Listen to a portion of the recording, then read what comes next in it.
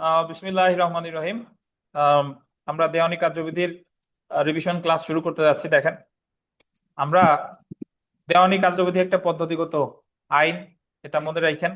এবং সর্বপ্রথম দেওয়ানি সংক্রান্ত আইন ভারতীয় উপমহাদেশে পাশ হয় 1800 কত সালে? 59 সালে, এটা মনে রাখেন। আর বর্তমানের যে দেওয়ানি কার্যবিধি, এটা পাশ হয়েছে 1908 সালে, কার্যকর হয় 1909 সালের 1 জানুয়ারি। আচ্ছা, দেওয়ানি কার্যবিধি যদি আপনাকে বলে সর্বশেষ সংশোধিত হয়েছে কত সালে? 2025 সালে। যদি 25 না থাকে তাহলে 26 দেখায়। ঠিক আছে। আহ তথ্যচিত্র দেখেন, এই আইনে মোট ধারা আছে 158টা, আদেশ আছে 51টা। যদি বলে কয়টা আদেশ বলবৎ আছে? 50টা। সর্বপ্রথম পাশ হয় 1859 সালে, 1908 সালের 5 নং আইন, এবং এটি কার্যকর হয়েছে 1909 সালের 1 জানুয়ারি। সর্বশেষ সংশোধনী কত ভাই? 2025। আর এই আইন একটা পদ্ধতিগত আইন। তবে মজার বিষয়, যদি আপনার পরীক্ষায় প্রশ্ন করে যে দেওয়ানি কার্যবিধি সার্বিকভাবে একটা পদ্ধতিগত আইন, কিন্তু যদি বলে দেওয়ানি কার্যবিধির ধারা এবং আদেশের মধ্যে কোনটি সাবস্টেন্টিভ ধারা, প্রসিডিউরাল হচ্ছে আদেশ, ধারাগুলো সংক্ষিপ্ত এই কারণে এটা হলো সাবস্টেন্টিভ, আদেশগুলো বিস্তারিত এই কারণে এটা কি প্রসিডিউরাল। বাট ওভারঅল যদি ধরেন কি আইন? প্রসিডিউরাল। বুঝছেন? আচ্ছা, তো দেওয়ানি কার্যবিধির মোট ধারা 158টা, তফসিল ছিল 5টা, বর্তমানে বলবৎ আছে কয়টা? 3টা। কোন তফসিলে কি আছে একটু জানতে হবে। দ্বিতীয় আর পঞ্চম তফসিল বাতিল। প্রথম তফসিলে আছে আদেশ আর বিধি। আর আদেশ আছে মোট 51টা, বলবৎ আছে কয়টা ভাই? কয়টা? 50টা। বাতিল হয়েছে কয় নাম্বারটা? 51 নাম্বারটা। 51 নাম্বারটা মনে রেখেন। তৃতীয় তফসিল আছে কালেক্টর কর্তৃক ডিক্রি জারি, পাশে ধারা লেখেন 69। আর চতুর্থ তফসিলে দেখেন সংশোধিত আইন সমূহ, ধারা 155। কত? 155। জেনে রাখা ভালো, দেখেন ধারা এবং আদেশের মধ্যে যদি কনফ্লিক্ট হয়, মানে ধারায় আছে এক কথা, আদেশে আছে আর এক কথা, তাহলে প্রাধান্য পাবে ধারা। কে পাবে? ধারা। আর খেয়াল করেন, ধারা সমূহ সংশোধন করতে পারে জাতীয় সংসদ, কিন্তু আদেশ যেটা, এটা সংশোধন করতে পারে সংসদ তো পারেই, সুপ্রিম কোর্টও পারে। সংসদ তো পারেই, সুপ্রিম কোর্টও পারে। বার কাউন্সিলের অর্ডার সংশোধন করতে পারে জাতীয় সংসদ। বুঝছেন? আর যে বিধি, এটা বার কাউন্সিলও পারে, সংসদও পারে। আচ্ছা, তো চলে আসেন বিধি প্রণয়ন কমিটি। 122 ধারা। বিধি প্রণয়ন কমিটি দুইটা ক্ষেত্রে বিধি প্রণয়ন করতে পারে। একটা হলো তার যে হাইকোর্ট বিভাগ এবং অ্যাপিলেট ডিভিশনের জন্য বিধি প্রণয়ন করতে পারে। আর দেওয়ানি আদালতের যে দেওয়ানি কার্যবিধির যে বিধিটি দিয়ে আছে, এগুলো প্রণয়ন করতে পারে। এখন বিধি প্রণয়ন কমিটিটা আমার মনে রাখতে হবে 123, 1 2 3 যোগ করলে 6 হয়। বিধি প্রণয়ন কমিটির সদস্য কয়জন? 6 জন। এবং 1 2 3 দিয়েই মনে রাখেন। সুপ্রিম কোর্টের বিচারক 3 জন, তার মধ্যে একজনের আবার জেলা জজ হিসেবে অভিজ্ঞতা থাকবে কয় বছর? 3 বছর। সুপ্রিম কোর্টের অ্যাডভোকেট 2 জন, আর নিম্ন আদালতের বিচারক 1 জন। মোট কয়জন? 6 জন। এদেরকে নিয়োগ করবে প্রধান বিচারপতি। পারিশ্রমিক বলেন, মেয়াদকাল বলেন, সবকিছু নির্ধারণ করবে কে? প্রধান বিচারপতি। 123। ঠিক আছে। সংজ্ঞা সমূহতে যদি আসেন, ডিক্রি আছে 2-2, আদেশ আছে 2-14। একটা মামলা শুরু হয় আর্জির মাধ্যমে, শেষ হয় ডিক্রির মাধ্যমে। ডিক্রির মাধ্যমে পক্ষসমূহের অধিকার চূড়ান্তভাবে নির্ধারিত হয়। ডিক্রি 3 প্রকার: প্রাথমিক, চূড়ান্ত, আংশিক প্রাথমিক, আংশিক চূড়ান্ত। আর আদেশ হলো আপনার মামলা চলাকালীন সময়ে যে সিদ্ধান্তগুলো দেয় সেটারে বলে কি? আদেশ। আদেশ এর কার্যকারিতা সাময়িক, চিরস্থায়ী না। বুঝতে পারছেন? আর আদেশ 2 প্রকার, একটা হলো আপিল যোগ্য আর একটা আপিল অযোগ্য। এখন ডিক্রির মধ্যে আমার মনে রাখতে হবে যে 2টা সিদ্ধান্ত আছে, 2টা আদেশ আছে, 2টা রায়, মানে 2টা বিষয় আছে যেগুলো ডিক্রির যে শর্ত সেটা পুরোপুরি পূরণ করে না, কিন্তু তারপরেও এটা ডিক্রি হিসেবে বিবেচিত হবে। হ্যাঁ, আসসালামু আলাইকুম ভাই। 2টা সিদ্ধান্ত যেগুলা ডিক্রির বৈশিষ্ট্যের সাথে মিলে না, বাট এই দুইটা ডিক্রির বংশের। একটা হলো রিজেকশন অফ ক্লেইম 27-11 আর রেস্টিটিউশন 144, এগুলার বলে ডিম ডিক্রি। ডিম শব্দের অর্থ কিন্তু এগ না, এই ডিম মানে হলো যেগুলো বিবেচনা করা আর কি, বিবেচিত হবে, ডিম ডিক্রি। আচ্ছা, আদেশ কয় প্রকার? দুই প্রকার, আপিলযোগ্য আর আপিল অযোগ্য। যদি বলে আপিলযোগ্য আদেশের তালিকা কোথায় আছে, 43 আদেশে, মোট 25টা আদেশ। কয়টা? 25টা। আর 104 ধারায়, 104 ধারায়। রায় যদি বলেন যে রায় কাকে বলে স্যার, একটা ডিক্রি কেন দিল, একটা আদেশ কেন দিল, এই যে ভিত্তি সময়ের বর্ণনা, এর বলে কি রায়। আর রায় দেয় আগে, ডিক্রি দেয় পরে। আমরা চলে আসি 2-7, সরকারি উকিল, গভর্নমেন্ট প্লিডার। 2-15 আছে শুধু প্লিডার, আপনারা হবেন 2-15টা, আর ভবিষ্যতে সামনে আগাইলে হবেন হলো 2-7। তাহলে জিপি বললে সবাই জানে, বাট যদি বলে গভর্নমেন্ট প্লিডার তাহলে 2-7 কেউ অধিকাংশই জানে না। 2-8 জজ, যেটা আছে দণ্ডবিধি, দণ্ডবিধিতে 19 নাকি, প্রিজাইডিং অফিসার স্যার আসসালামু অফ এ আলাইকুম স্যার, সিভিল কোর্ট। ক্লাস করাচ্ছেন স্যার? একটু শুনতে পাচ্ছি না স্যার, ক্লাস করাচ্ছেন বুঝতে পারতেছি। ভালো হয়েছে, পণ্ডশ্রম গেল।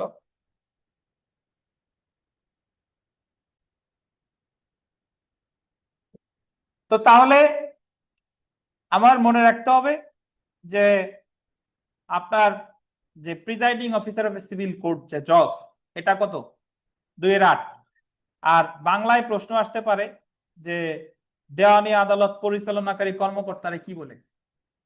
জজ, জজ বা বিচারক। 2-9 আছে জাজমেন্ট বা রায়। রায় তো ব্যাখ্যা করলাম, যার পক্ষে ডিক্রি হয়। 2-3 আছে ডিক্রিদার, যার পক্ষে শুধু ডিক্রি না, জারিযোগ্য কোনো আদেশ দেয়, ঠিক আছে। দায়িক আছে 2-10, যার বিরুদ্ধে ডিক্রি হয় তাকে বলে জাজমেন্ট ডেটর। আইনানুগ প্রতিনিধি, জাজমেন্ট ডেটর, এটা আছে 2-11। এখন এখান থেকে প্রশ্ন আসে ভাই, আইনানুগ প্রতিনিধি যারা আপনার সম্পত্তি পাবে তারা আইনানুগ প্রতিনিধি। প্লাস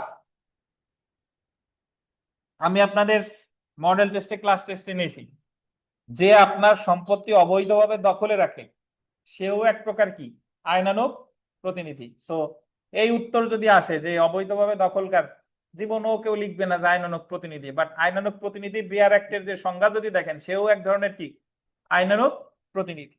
মধ্যবর্তী মুনাফা 2-12, মিন প্রফিট শুধুমাত্র স্থাবর সম্পত্তির ক্ষেত্রে হয়।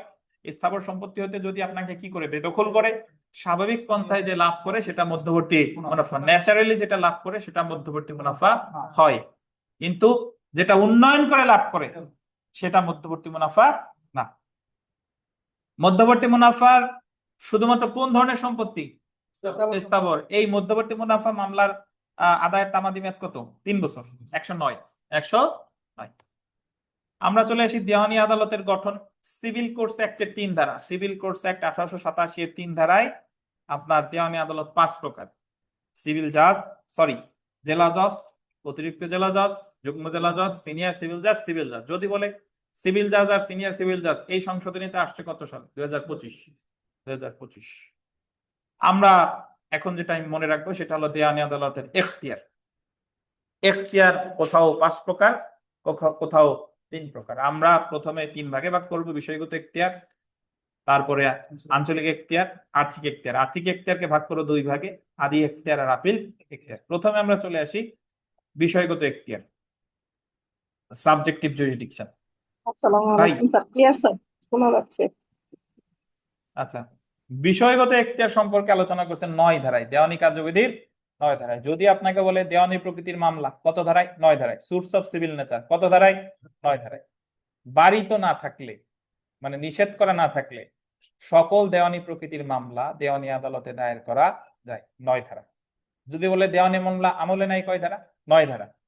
এখন দেওয়ানি প্রকৃতির মামলা বলতে কি, সে কি বোঝায়? সম্পত্তির অধিকার, পদের অধিকার, right to office, right two property. সম্পত্তির অধিকার রাইট টু প্রপার্টি, পদের অধিকার রাইট টু অফিস, বা হবে সম্পত্তির অধিকার বা পদের অধিকার। এটা উৎসব সংক্রান্ত হতে পারে, ধর্মীয় আচার থেকে উদ্ভব হতে পারে। এবং যদি আপনাকে বলে দেওয়ানি মামলা আমলে নাই, কত ধারায়? বারিত করা আছে কোন ভাবে? প্রত্যক্ষ এবং পরোক্ষ, নাকি প্রত্যক্ষ বা পরোক্ষ? প্রত্যক্ষ বা পরোক্ষ।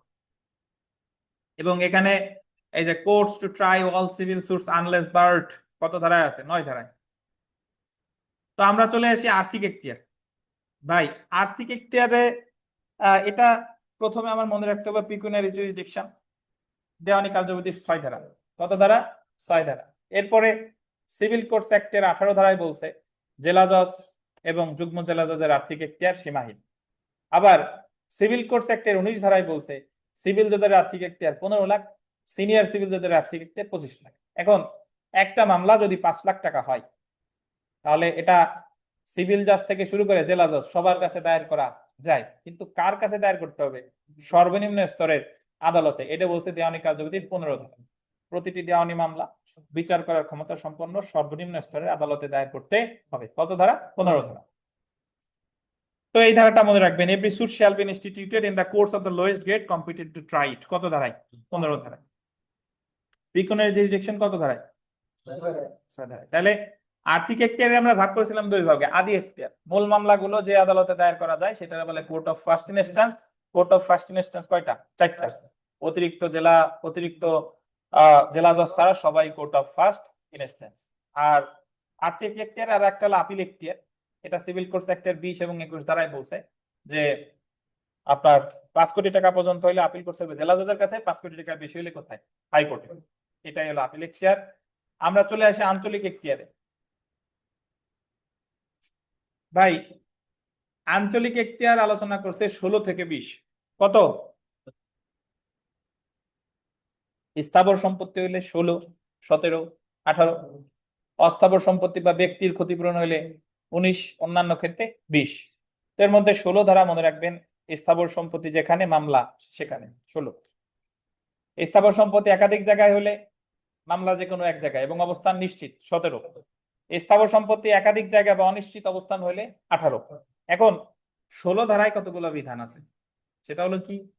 16 ধারায় তো আমরা জানি স্থাবর সম্পত্তি যে জায়গায় মামলা সে জায়গায়, কিন্তু যদি ফরক্লোজার বা রিডিমশন বন্ধকি সম্পত্তি অধিকার নাশ বা পুনরুদ্ধার মানে বন্ধক রিলেটেড মামলা হইলে যেখানে ব্যাংক অবস্থিত সেই জায়গাও করা যাবে, যে জায়গায় সম্পত্তি অবস্থিত সেই জায়গাও করা যাবে। এছাড়া 16 ধারায় অস্থাবর সম্পত্তির উদ্ধার অস্থাবর সম্পত্তি যেখানে মামলা সেখানে। 16 ধারা যে সবসময় স্থাবর তা না। অস্থাবর সম্পত্তির উদ্ধার কত ধারা? 16 ধারা। আর এটাই হলো 16 ধারা। আর যদি আপনার জমিতে কেউ অনধিকার প্রবেশ করে অর্থাৎ স্থাবর সম্পত্তির ক্ষতি করে সেই ক্ষেত্রেও 16 ধারা। তাহলে 16 ধারার আমার দুইটা ব্যতিক্রম মনে রাখবেন। বন্ধকের মামলা ব্যাংক যে জায়গা বা জমি যে জায়গা, দুই জায়গার যে কোনো এক জায়গায় করা যাবে। কত ধারা? 16 ধারা। আর অস্থাবর সম্পত্তির উদ্ধার কি বলেন? অস্থাবর সম্পত্তির উদ্ধার। অস্থাবর সম্পত্তির ক্ষতিপূরণ বললে 19, উদ্ধার বললে 16। 17, 18 তো আমরা জানি। 19-এ বলছে ব্যক্তি বা অস্থাবর সম্পত্তির ক্ষতিপূরণ। ব্যক্তি বা অস্থাবর সম্পত্তির ক্ষতিপূরণ যেখানে কারণ উদ্ভব হয়েছে সেখানে, বিবাদী যেখানে বাস করে, ব্যবসা করে, লাভজনক কোনো কাজ করে, এই সকল জায়গার যে কোনো এক জায়গায় হতে পারে। আর অন্যান্য মামলা বলছে 20 ধারায়।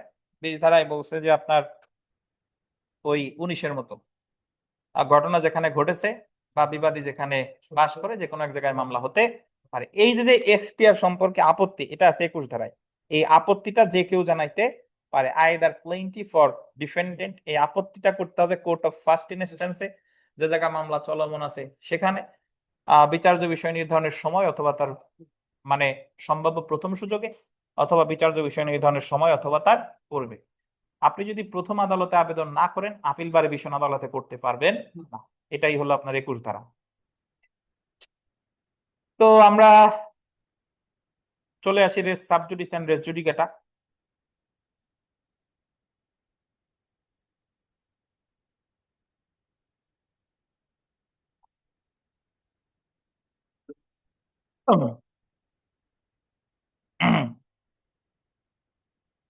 Race sub judice and race judicata এটা হলো আপনার রেস সাবজুডিস, একই পক্ষ একই বিচার্য বিষয়, তাদের মধ্যে এখতিয়ার সম্পন্ন আদালতে কোনো মামলা যদি প্রথমটা চলমান থাকে তাহলে সেম বিষয় নিয়ে যদি পরবর্তীতে মামলা করে দ্বিতীয় মামলা কি হবে? মামলা স্থগিত থাকবে। রেস সাবজুডিস কথাটা 10 ধারায় একবারও নাই, ওখানে আছে stay of suit. Stay of suit বিদেশি আদালতের সিদ্ধান্ত রেস সাবজুডিসের ক্ষেত্রে প্রযোজ্য না। বিদেশি আদালতের সিদ্ধান্ত রেস সাবজুডিসের ক্ষেত্রে প্রযোজ্য না।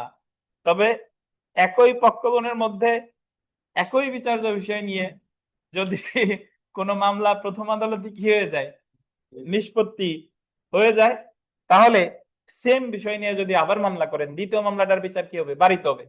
এটাটাই বলে রেস জুডিকাটা। রেস সাবজুডিসে বলে বিচারাধীন মকদ্দমা, রেস জুডিকাটার বলে বিচারিত। ঠিক আছে। আর বিদেশি আদালতের সিদ্ধান্ত রেস জুডিকাটার ক্ষেত্রে প্রযোজ্য, কিন্তু রেস সাবজুডিসের ক্ষেত্রে প্রযোজ্য না। কনস্ট্রাকটিভ রেস জুডিকাটা এটা আছে কত ধারায়? 11-4 11-4। এবং আপনাদের এখান থেকে প্রচুর প্রশ্ন আমি ক্লাস টেস্টে বলেন, মডেল টেস্টে বলেন আসছে যে যদি বলে যে রেস জুডিকাটার ক্ষেত্রে কোন মামলাটা মানে নিষ্পত্তি হয়েছে কি হতে হবে কোনটা, পূর্বে দায়েরকৃত না যেটা আগে নিষ্পত্তি হয়েছে সেটা? যেটা আগে নিষ্পত্তি হয়েছে সেটা। আগে পরে দুইটা ইদে হতে পারে, কিন্তু আগে যেটা কি হইতে হবে, নিষ্পত্তি হইতে হবে। জি, এই হলো রেস সাবজুডিস এন্ড রেস জুডিকাটা। আর বার টু ফার্দার সুট আছে 12 ধারায়। আর বিদেশি আদালতের রায় যখন চূড়ান্ত না আছে 13 ধারায়, যদি প্রতারণা থাকে, আন্তর্জাতিক আইনের ভুল ব্যাখ্যা থাকে, দেশীয় আইন বিরোধী কোনো রায় থাকে, এটা চূড়ান্ত নয়। আর দরকার নাই, আমরা চলে আসি মামলা স্থানান্তর। মামলা স্থানান্তর, মামলা স্থানান্তর ভাই, বিবাদী মামলা স্থানান্তরের আবেদন করতে পারে শুধু মামলা। যদি বাদী কর্তৃক কোনো মামলা দায়ের যোগ্য হয় একাধিক জায়গায় এবং বাদী এক জায়গায় দায়ের করছে, তাহলে বিবাদী মামলা স্থানান্তরের আবেদন করবে 22 ধারায়, সম্ভাব্য প্রথম সুযোগে বা বিচার জন্য বিষয় নির্ধারণের সময় অথবা তার পূর্বে। আর 22 ধারার আবেদনটা শুধু করতে পারে কে? বিবাদী। শুধুমাত্র মামলা, শুধুমাত্র স্থানান্তর নাকি? আর যে ক্ষেত্রে মামলাটা দায়ের যোগ্য ছিল কয় জায়গায়? 2 জায়গায়। আদালত স্বপ্রণোদিত হয়ে 22 ধারায় কোনো আদেশ দিতে পারে না। 22 ধারায় আপিল পারে না, প্রত্যাহার পারে না, 22 ধারায় বাদী পারে না। আর 22 ধারার আবেদনটা আপনি কোথায় করবেন এটা বলছে 23 ধারায়। এক জেলার মধ্যে হইলে জেলা জজের কাছে, ভিন্ন জেলার মধ্যে হইলে কোথায়? হাইকোর্টে। ভিন্ন জেলা হইলেই কোথায়? হাইকোর্টে। আর 24 ধারায় মামলা স্থানান্তর বা প্রত্যাহারের সাধারণ ক্ষমতা, যদি বলে মামলা স্থানান্তর বা প্রত্যাহারের সাধারণ ক্ষমতা 24-এ বাদীও পারে, বিবাদীও পারে, আদালত স্বপ্রণোদিত হয়েও পারে। যদি আদালত স্বপ্রণোদিত হয়ে করে তাহলে কাউরে নোটিশ দেওয়ার দরকার নাই, কিন্তু পক্ষগণ যদি আবেদন করে নোটিশ দেওয়ার দরকার আছে। 24-এর আবেদন যে কোনো সময় করা যায়, 24-এ আপিলের আবেদনও করা যায়, মামলা স্থানান্তর বা প্রত্যাহারের আবেদনও করা যায়, আদালত স্বপ্রণোদিত হয়েও আদেশ দিতে পারে। 24-এর আবেদন যে কোনো সময় করা যায়। তাহলে ব্যাপ্তি কার বেশি? 24। বাদীর কথা আসলেই চোখ বন্ধ করে কত? 24। আর 24-এর আবেদন আপনি কোথায় করবেন এটা আছেও কততে? 24। আমরা চলে আসি আদেশ 1, মামলার পক্ষসমূহ। আমাদের দেওয়ানি কার্যবিধিতে মোট আদেশ আছে কয়টা বলেন? 51টা। বাতিল কোনটা? 51টা। বলেন তো এমন একটা আদেশ যে আদেশ বল কার্যকারিতা নাই? 42। আপিলের ডিক্রির বিরুদ্ধে আপিল, আপিলের ডিক্রির বিরুদ্ধে এখন আর আপিল করা যায় না। আচ্ছা, আমরা চলে আসি মামলার পক্ষসমূহ। একটা মামলায় 2টা পক্ষ থাকে, বাদী আর বিবাদী। আর যে মামলায় অবশ্যই সবাই পক্ষভুক্ত করতে হবে, তারে ছাড়া কোনো ডিক্রি দেওয়া যায় না, তারে বলে নেসেসারি পার্টিস। আর যারে ছাড়া আপাতত আদেশ দেওয়া যায় কিন্তু চূড়ান্ত রায় দিতে হলে তারে দরকার, তারে বলে কি? Proper parties. ওই যে মালিক আর ভাড়াটিয়া নেসেসারি পার্টিস, আর ভাড়াটিয়ার ভাড়াটিয়া ও হলো প্রপার পার্টিস। যারে পক্ষভুক্ত করা দরকার তারে পক্ষভুক্ত করেন নাই, নন জয়েন্ডার। যারে পক্ষভুক্ত করা দরকার তারে না করে আরেকজনের পক্ষভুক্ত করেছেন, মিস জয়েন্ডার। নন জয়েন্ডার বা মিস জয়েন্ডারের কারণে মামলা ব্যর্থ হবে না, একাদেশের নয়। আর নন জয়েন্ডার বা মিস জয়েন্ডার বিরুদ্ধে প্রতিকার কি? আপিল, রিভিউ, রিভিশন কোনোটাই না, লিখিত আপত্তি। আপত্তি দিতে হবে প্রথম শুনানিতে অথবা বিচার্য বিষয় নির্ধারণের সময় অথবা তার পূর্বে। বুঝেছেন? আর এখানে একাদেশের 10-এ বলছে ভুল বাদী যদি মামলা করে তাহলে পক্ষ সংযুক্ত প্লাস স্থলাভিষিক্ত। সংযুক্ত প্লাস কি? স্থলাভিষিক্ত বাদী আদালত স্বপ্রণোদিত হয়ে যে কোনো পর্যায়ে। আর একাদশের 10-এর 2 পক্ষ কর্তন প্লাস সংযুক্ত, এটা আদালত স্বপ্রণোদিতও পারে, আবেদনের ভিত্তিতেও পারে, যে কোনো ব্যক্তির আবেদনের ভিত্তিতেও পারে। কারে সংযুক্ত করলে আজই সংশোধন করতে হয়? বিবাদী। আর বিবাদীরা যদি কোনো মামলায় সংযুক্ত করে, তার বিরুদ্ধে মামলা শুরু হয়েছে কখন? যখন সে সমন পাইছে। সমন পাইছে। আর দেওয়ানি তামাদি আইনের 22 ধারা হলো যখন তার পক্ষভুক্ত করছে। ঠিক আছে। আর অসংযুক্ত বা অপসংযোগ বিষয়ে আপত্তি দিতে হবে প্রথম সম্ভাব্য সুযোগে বা বিচার্য বিষয় নির্ধারণের সময় অথবা তার পূর্বে। আমরা চলে আসি রিপ্রেজেন্টেটিভ সুট। একাদেশের 8 বাদীর ক্ষেত্রে হইতে পারে, বিবাদীর ক্ষেত্রে হইতে পারে। আদালতের অনুমতি নিতে হবে, বাধ্যতামূলক, অনুমতি দেওয়া বিবেচনা। ঠিক আছে। আর একই স্বার্থ থাকতে হবে, কমন ইন্টারেস্ট না সেম ইন্টারেস্ট। আমরা চলে এসে আদেশ 2, মামলার গঠন। মামলার গঠন আছে আদেশ 2। মামলার গঠনে একটা জিনিস মনে রাখবেন ভাই, যে আপনার যদি কারো কাছে একটা প্রতিকার থাকে তাহলে ওই প্রতিকার পুরোটাই চাইতে হবে। অর্ধেক চাইছেন বা একটু চাইছেন আর একটু চান নাই, ওইটার পরে চাইতে পারবেন না। তবে পারবেন যদি আদালত অনুমতি দেয়। আর যদি একাধিক প্রতিকার থাকে, 5টা প্রতিকার, 3টা চাইছেন 2টা চান নাই, ওইটার পরে চাইতে পারবেন না। ভাড়া 5 বছরের বাকি, সব একসাথে চাইতে হবে, পরে 2 বছর চাওয়া যাবে, তবে আদালত অনুমতি দিলে সব। 3 আদেশে চলে আসে। স্বীকৃত প্রতিনিধি। একটা দেওয়ানি মামলা স্বয়ং পক্ষ চালাইতে পারে, স্বীকৃত প্রতিনিধি চালাইতে পারে, অথবা আইনজীবীর মাধ্যমে চালাইতে পারে। স্বয়ং সে পারে 3 আদেশের 1, আর আইনজীবী পারে 3 আদেশের 4।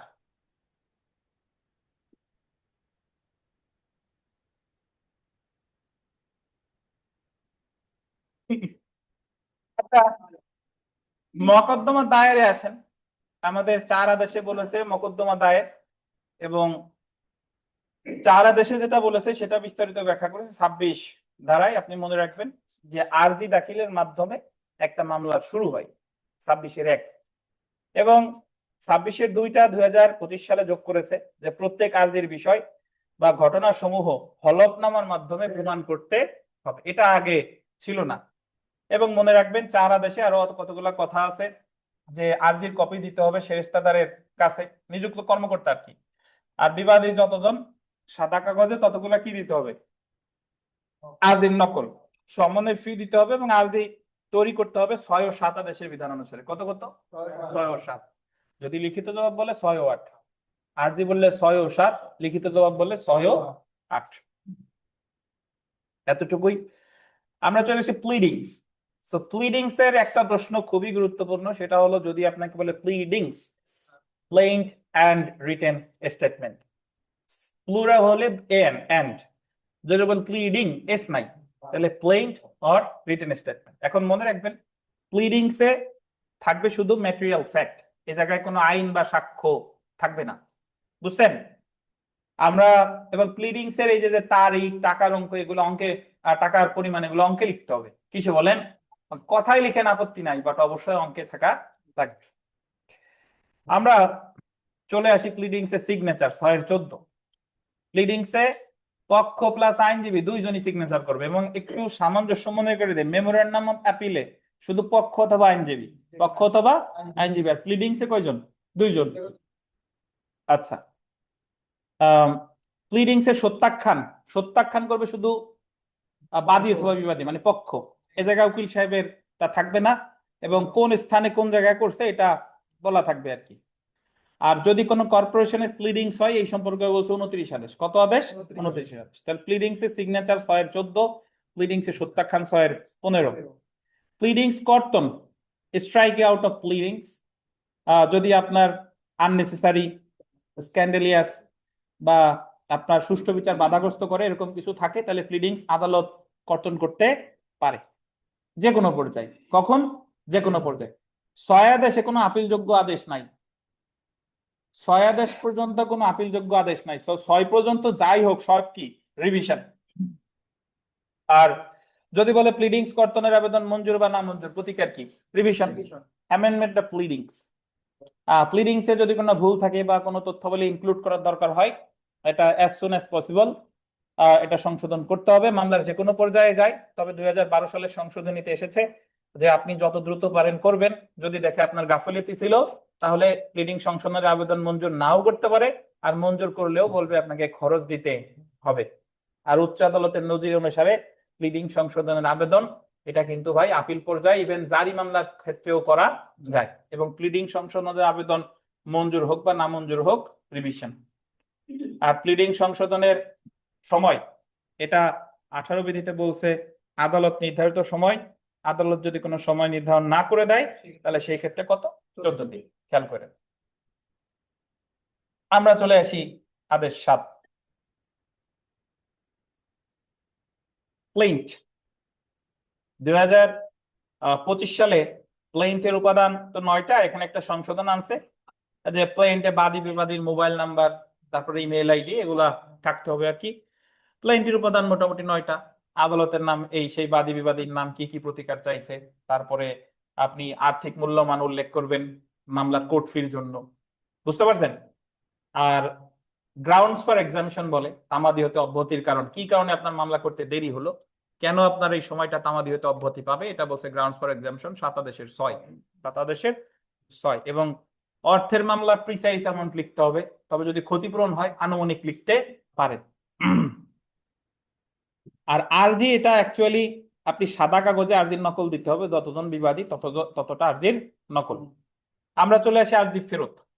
7-10, আপনি যদি ভুল এখতিয়ার সম্পন্ন আদালতে মামলা করেন, আপনার আরজি দিবে ফেরত। এখতিয়ার আমরা 3 প্রকার পড়ছি ভাই: আর্থিক, আঞ্চলিক, বিষয়গত। যদি আপনার আর্থিক আর আঞ্চলিক ভুল হয়, তাহলে আপনাকে আরজি ফেরত দিতে পারে যে কোনো পর্যায়ে। এবং আরজি ফেরতের বিরুদ্ধে প্রতিকার হলো নতুন মামলা দায়ের বা আপিল। এটা একটা আপিলযোগ্য আদেশ। 7-10 একটা আপিলযোগ্য আদেশ। আপনাকে কি কারণে ফেরত দিল, কত তারিখে, এবং ওখানে কত তারিখে দাখিল করছিলেন, কত তারিখে ফেরত দিল, এই তারিখগুলো উল্লেখ থাকবে।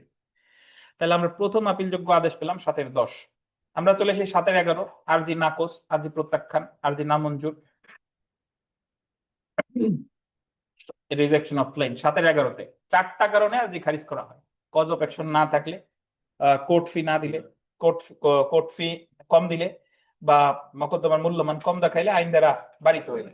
আইন দ্বারা বারিত মানে তামাদি দ্বারা হতে পারে, রেস জুডিকেটা দ্বারা বারিত। এছাড়া কলকাতা হাইকোর্টের আর একটা আছে, যতজন বিবাদী ততগুলো সমন। এর মধ্যে 1 আর 4 সরাসরি খারিজ করতে পারে, আর বাকিগুলোর ক্ষেত্রে সময় দেবে সর্বোচ্চ 21 দিন। এই 21 দিন কিন্তু বাড়ানো যাবে না। আইন পাঠাছে বাড়ানো যাবে, বাট অ্যাকচুয়ালি বাড়ানো যাবে না। যদি আপনাকে বলে যে আরজি খারিজের বিরুদ্ধে প্রতিকার, মানে আরজি খারিজ সরাসরি করা যায় কয়টা ক্ষেত্রে? 1 আর 4। 1 আর 4। যদি বলে আরজি খারিজ করা যায় কয়টি কারণে? 4টি। 5টা না, কয়টা? 4টি। এবং আরজি খারিজের বিরুদ্ধে আমরা যদি প্রতিকারে আসি, যে যদি তামাদি মেয়াদ থাকে, তাহলে কি করা যায়? তামাদি মেয়াদ থাকলে আপিল করা যায়, অথবা কি করা যায়? তামাদি মেয়াদ থাকলে আপিল করা যায়, অথবা আপনার তামাদি মেয়াদ থাকলে নতুন মামলা করা যায়, অথবা যেহেতু একটা ডিম ডিক্রি, আপিল করা যায়।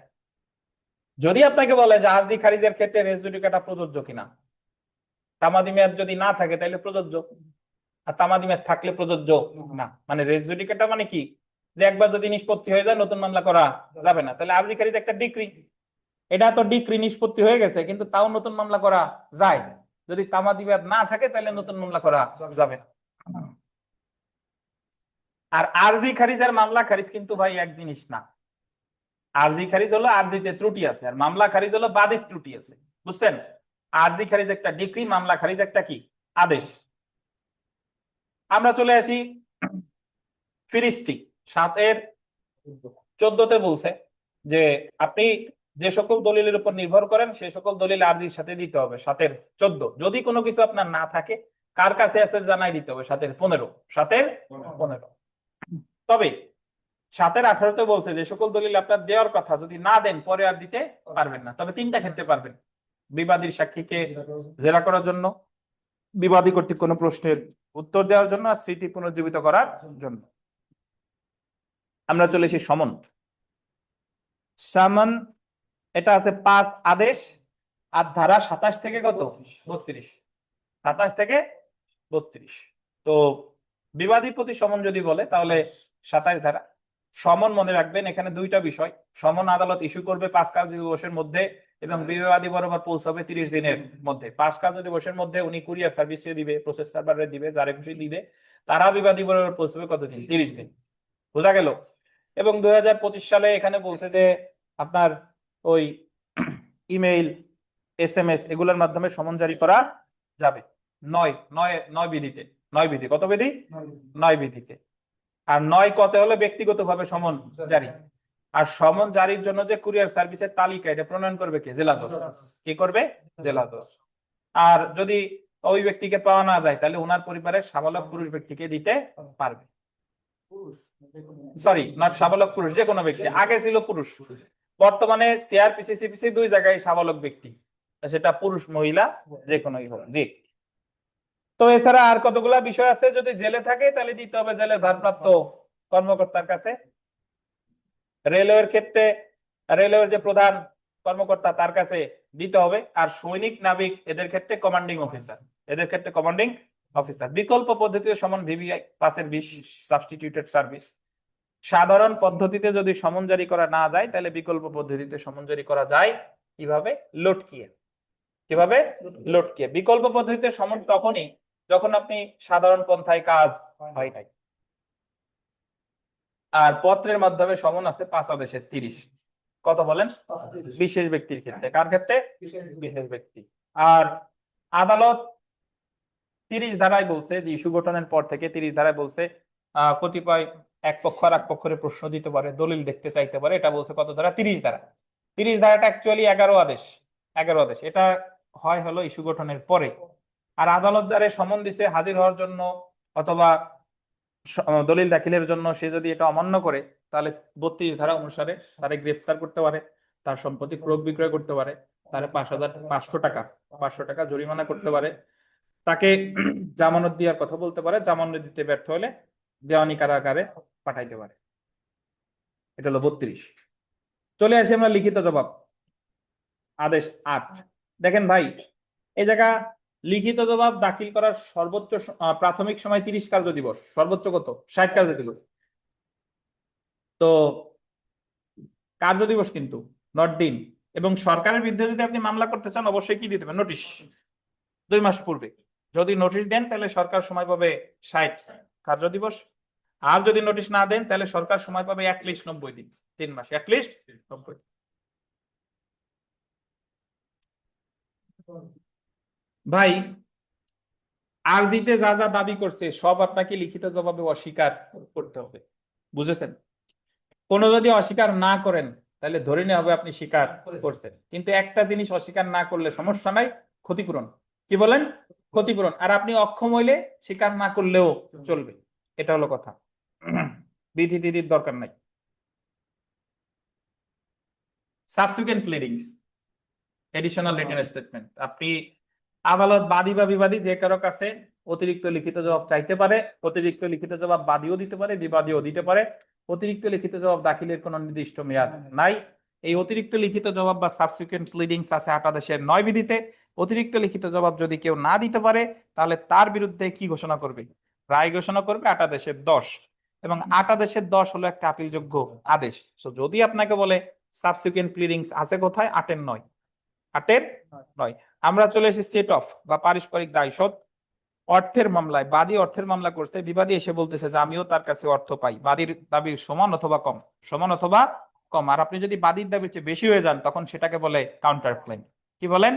Counter claim. সেট অফ 8-এর 6 আছে 2 প্রকার। লিগাল সেট অফ 8-এর 6, ইকুইটেবল সেট অফ 20 আদেশের 19-এর 3। 20 আদেশের 19-এর 3। Legal set off can be claimed as of right, মানে লিগাল সেট অফের অধিকার হিসেবে দাবি করা যায়। আর ইকুইটেবল সেট অফের অধিকার হিসেবে দাবি করা যায় না। লিগাল সেট অফ সুনির্দিষ্ট অর্থের ক্ষেত্রে, ইকুইটেবল সেট অফ অনির্দিষ্ট অর্থের ক্ষেত্রে। লিগাল সেট অফ দুইটা দাবি একই ঘটনা থেকে হতে পারে, আলাদা ঘটনা থেকে হতে পারে। ইকুইটেবল সেট অফের ক্ষেত্রে দুইটা দাবি একই ঘটনা থেকে উদ্ভূত হতে হবে। আর সেট অফ দাবি করতে হবে সম্ভাব্য প্রথম সুযোগে। এরপরে যদি আপনি দাবি করেন, তাহলে আদালতের অনুমতি লাগবে। আমরা চলে এসে বিকল্প বিরোধ নিষ্পত্তি। যখন আরজি দিছে, সমন দিছে, লিখিত জবাব দিছে, যখন উভয় পক্ষ হাজির হবে, তখন বিকল্প বিরোধ নিষ্পত্তিতে পাঠাবে এডিআর। এডিআর এর দুইটা পদ্ধতি আমাদের আছে, 89 ক আর 89 খ। 89 ক তে আছে মেডিয়েশন, 89 খ তে আছে আরবিট্রেশন। এই যে যে মেডিয়েশন, এটা দেওয়ানি কার্যবিধিতে যুক্ত করা হয় 2003 সালে, বাধ্যতামূলক করা হয় 2012 সালে। এবং এই মেডিয়েশনটা আদালত স্বয়ং পারে, লিগ্যাল এইড কর্মকর্তা পারে, কোনো আইনজীবী পারে, বা প্যানেল মেডিয়েটর পারে। প্যানেল, তবে প্রজাতন্ত্রের লাভজনক কাজে যারা আছে তারা মিডিয়েটর হতে পারবে না। এবং মানে সরকারি কর্মকর্তা, মিডিয়েটরদের নিয়োগ দিতে হবে 10 দিনের মধ্যে। 10 দিনের মধ্যে দিতে না পারলে আরো 7 দিন, মোট কত, 17 দিন। পারিশ্রমিক পক্ষরা নির্ধারণ করবে, তারা যদি না পারে আদালত নির্ধারণ করে দিবে। মিডিয়েশন শেষ করতে হবে 60 দিনের মধ্যে। আদালত মনে করলে বা আবেদন করলে আরো 30 দিন বাড়াইতে পারে, তাহলে সর্বোচ্চ কয়দিন, 90 দিন। মেডিয়েশনের রায় দিবে 7 দিনের মধ্যে। এবং মেডিয়েশনের রায়ের বিরুদ্ধে আপিল করা যায় না, রিভিশনও করা যায় না, যায় কি তাহলে রিভিউ করা। এবং মেডিয়েশনের রায়ের ক্ষেত্রে তোলে ডিক্রির যে বিধান, এটা অনুসরণ করবে। আর এই যে যে প্যানেল মেডিয়েটর, এটা জেলা জজ তৈরি করবে বার অ্যাসোসিয়েশনের সভাপতির পরামর্শে। বুঝতে পারছেন? আর মেডিয়েশন যদি সফল হয় তাহলে কোর্ট ফি ফেরত পাবে 60 দিনের মধ্যে। আর আরবিট্রেশনের ক্ষেত্রে যেটা মনে রাখতে হবে, যে আরবিট্রেশনের ক্ষেত্রে মামলা প্রত্যাহারের আবেদন করে, এবং আদালত প্রত্যাহারের আবেদন মঞ্জুর করলে, যদি আরবিট্রেশন সালিস আইন 2001 অনুসারে পরিচালিত হবে, যদি আরবিট্রেশন ব্যর্থ হয় তাহলে আবার মামলা দায়ের করতে পারবে 89 খ। কিন্তু মেডিয়েশনে মামলা প্রত্যাহারের কোনো বিধিবিধান নাই।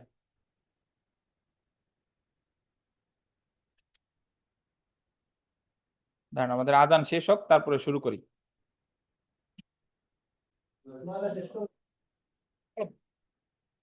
যদি এডিআর এ না যায়, বা এডিআর যদি যেদিন লিখিত জবাব দাখিলের পর উভয় পক্ষ হাজির হয়েছে, এখন ওই দিন অথবা যে কোনো দিন যেদিন মামলায় উভয় পক্ষ হাজির হওয়ার কথা, বাদী হাজির হয় নাই, বিবাদী আসছে, বা বিবাদী হাজির হয় নাই, বাদী আসছে, বা বাদী বিবাদী কেউই আসে নাই, পক্ষগণের উপস্থিতি অনুপস্থিতির ফলাফল সম্পর্কে বলছে 9 আদেশে। কত আদেশ?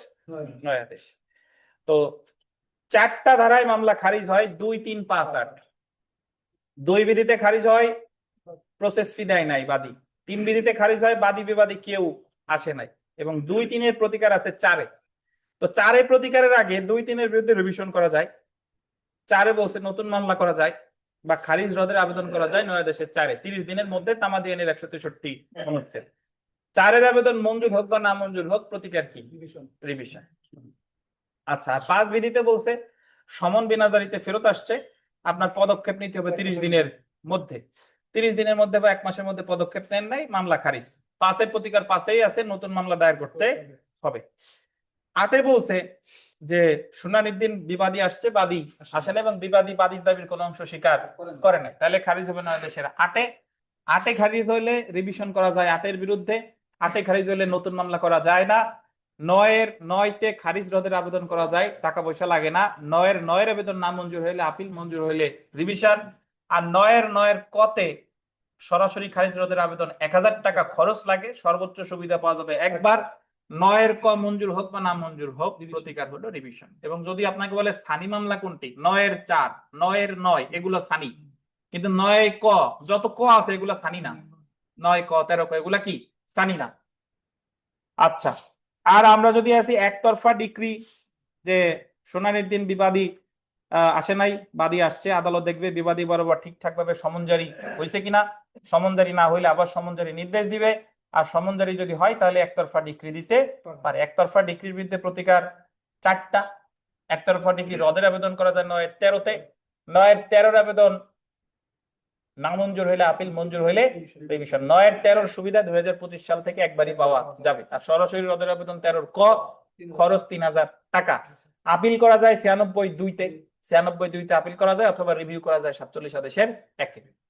এই হলো আপনার একতরফা ডিক্রির বিরুদ্ধে প্রতিকার। এবং একটা জিনিস মনে রাখবেন, খারিজ আদেশ রদ করুক বা একতরফা ডিক্রি রদ করুক, ওই মামলাটা যে পর্যায়ে ছিল সেই পর্যায় থেকে আবার শুরু হবে। এবং আরেকটা কথা বলে রাখি, যখন আপনার কোনো মামলা খারিজ হচ্ছে, যখন একতরফা ডিক্রি হচ্ছে, তখন বাদী বা বিবাদীর পক্ষে যত অন্তর্বর্তীকালীন আদেশ থাকে সব বাদ। অস্থায়ী নিষেধাজ্ঞার আদেশ থাকলে আর থাকবে না, মামলা খারিজ হয়েছে আর থাকবে না। রায়ের পূর্বে ক্রোক আদেশের ছিল, মামলা খারিজ হয়েছে আর থাকবে না। পরবর্তীতে যদি খারিজ রদও হয় তবু আর ওইগুলো বহাল হবে না, বরং নতুন করে আবার চাইতে হবে। এই হলো আপনার 9 আদেশ। তাহলে 9 আদেশে আপিলযোগ্য আদেশ আছে 9-9 নামঞ্জুর হলে, আর 9-13 নামঞ্জুর হইলে।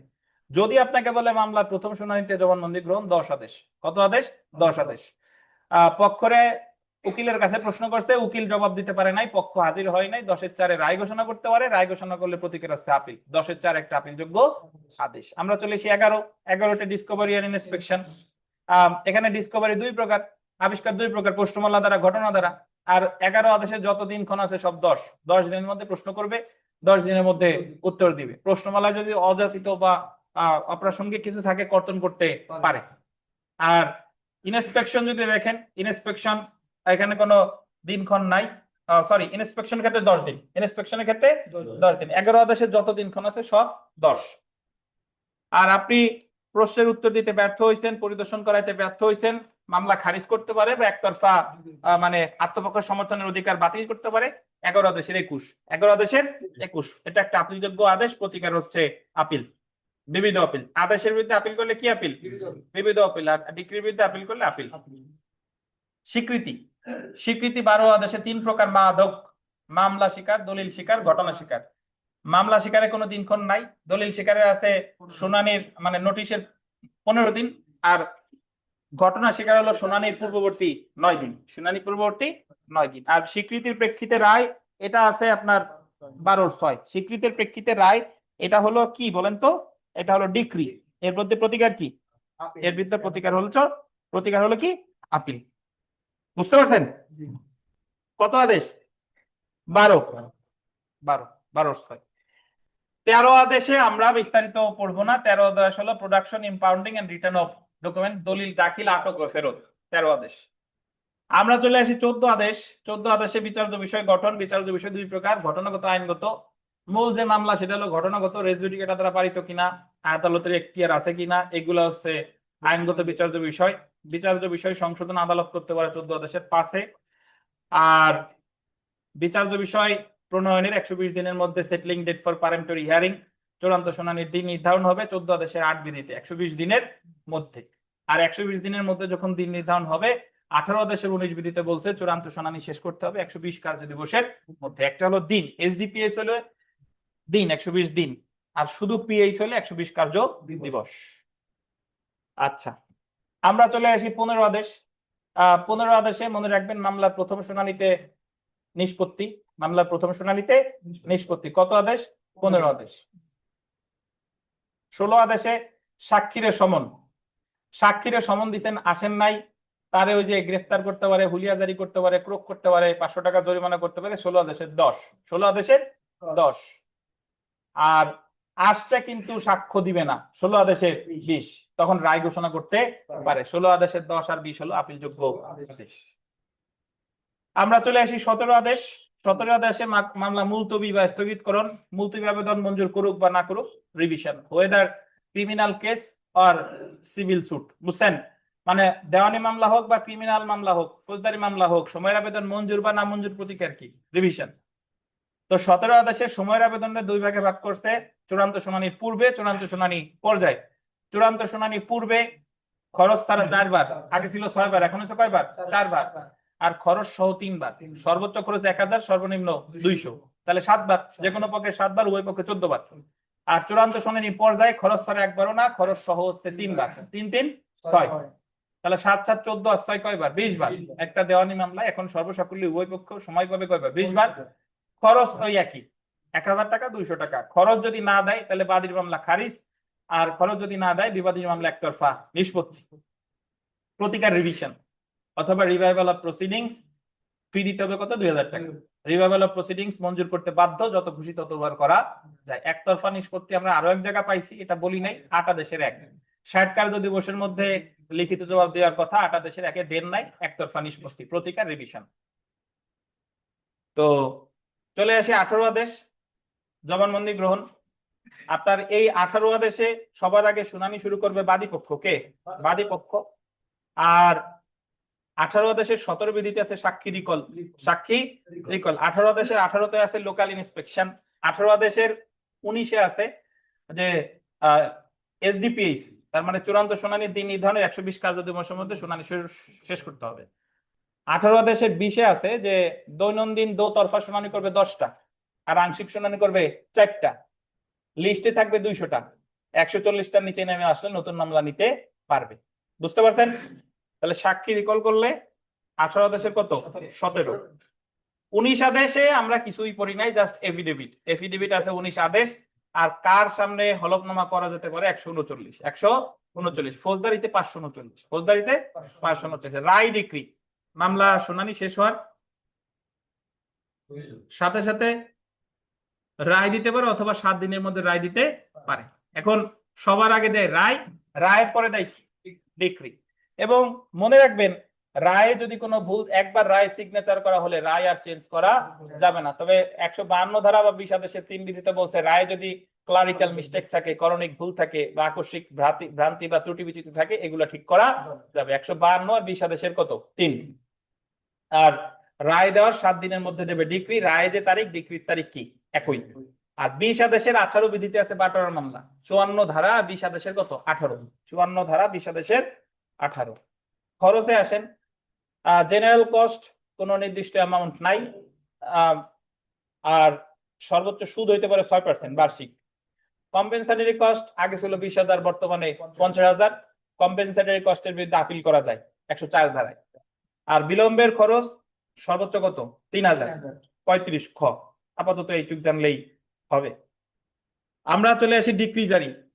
21 আদেশ, one of the biggest order under CPC, মানে সিপিসির সবচেয়ে বড় আদেশ। আগে ছিল 103টা বিধি, এখন আছে 104টা।